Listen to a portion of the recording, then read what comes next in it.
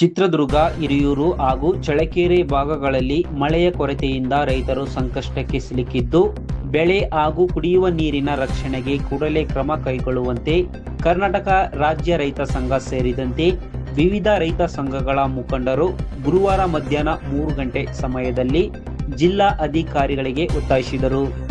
ಮಳೆಯ ಕೊರತೆಯಿಂದ ಅಂತರ್ಜಲ ಮಟ್ಟ ಕುಸಿದು ಬೋರ್ವೆಲ್ಗಳು ಬತ್ತಿರುವ ಹಿನ್ನೆಲೆ ವಾಣಿ ವಿಲಾಸ ಸಾಗರ ಜಲಾಶಯದಿಂದ 2ನೇ ಕಂತಿನ ನೀರನ್ನು ತಕ್ಷಣ ಎಡ ಹಾಗೂ ಬಲ ಮುಖ್ಯ ಕಾಲುವೆಗಳಿಗೆ ಹರಿಸುವಂತೆ ಅಚ್ಚುಕಟ್ಟು ಪ್ರದೇಶ, ತೋಟಗಾರಿಕೆ ಹಾಗೂ ಅಲ್ಪಾವಧಿ ಬೆಳೆಗಳು ನೀರಿನ ಕೊರತೆಯಿಂದ ಒಣಗುವ ಸ್ಥಿತಿ ಎದುರಾಗಿದೆ ಎಂದು ಆತಂಕ ವ್ಯಕ್ತಪಡಿಸಿದರು. ಜಲಾಶಯದಲ್ಲಿ ಸಾಕಷ್ಟು ನೀರು ಲಭ್ಯವಿರುವುದರಿಂದ ನೀರಾವರಿ ಸಲಹಾ ಸಮಿತಿ ಸಭೆ ಕರೆದು ತಕ್ಷಣ 2ನೇ ಕಂತಿನ ನೀರು ಹರಿಸಬೇಕೆಂದು ಆಗ್ರಹಿಸಿದರು.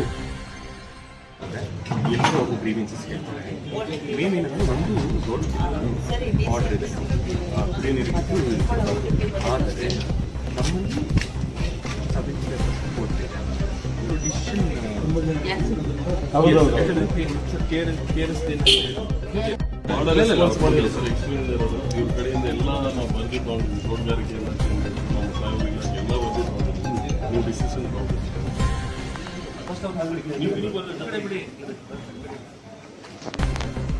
ಬೇಕಾದಕ್ಕೆ